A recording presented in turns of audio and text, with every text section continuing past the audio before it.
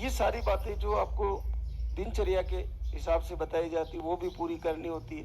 पैदल चलना होता है 1 किलोमीटर सुबह या शाम को। देर रात भोजन नहीं करना है, शाम ढलते ही भोजन कर लेना है, सुबह 10-11 बजे के आसपास भोजन कर लेना है। ये सारी दिनचर्या सही करनी है आपको। ऐसा अगर आपने किया तो आपको निस्संदेह लाभ होने वाला है।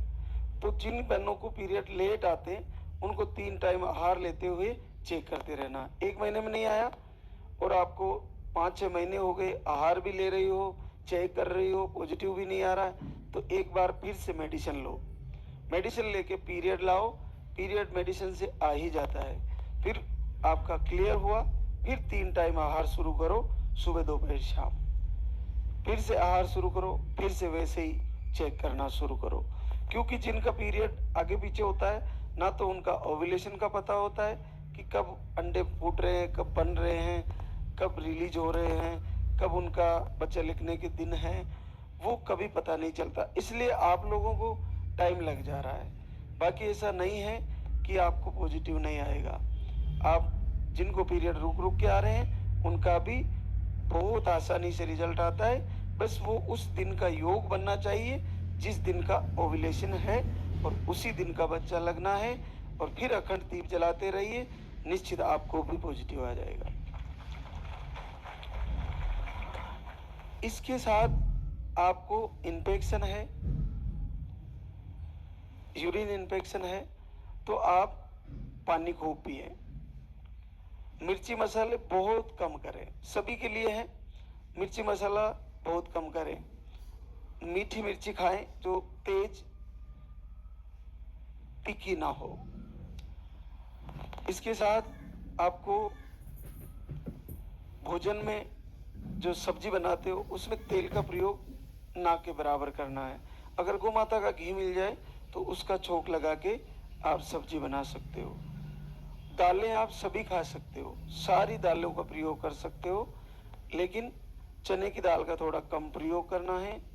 और आपको सादा अन्न में आप गेहूं की रोटी खा सकते हो, चावल का प्रयोग कर सकते हो, और फलों में मौसम के अनुसार सारे फल खा सकते हो, सभी फल ठीक होते हैं। लेकिन आजकल केमिकल का ज़माना है, तो जैसे अंगूर आते हैं तो उनको केमिकल से पकाया जाता है, तो उनका भी भरोसा नहीं है कि वो शुद्ध है या नहीं है।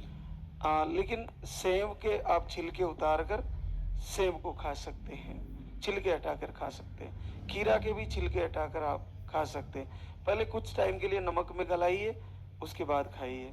केले भी आप खा सकते हैं थोड़ी थोड़ी मात्रा में। पहले नमक में गला लीजिए, अंगूर भी हैं तो थोड़ी देर नमक में गला लीजिए ताकि आपको दिक्कत ना हो। अब मैं उन बहनों को आज जानकारी देना चाहूँगा जो कई समय से 6 महीने से 1 साल से आहार भी ले लिया और लाइव भी फॉलो किया, सब कुछ किया, फिर भी रिजल्ट नहीं आया। लाला की सरकार की आरती करते करते थक चुकी है, फिर भी रिजल्ट नहीं आया। लेकिन एक बात पता करिए आप, क्या आपके पीरियड अभी भी आते हैं?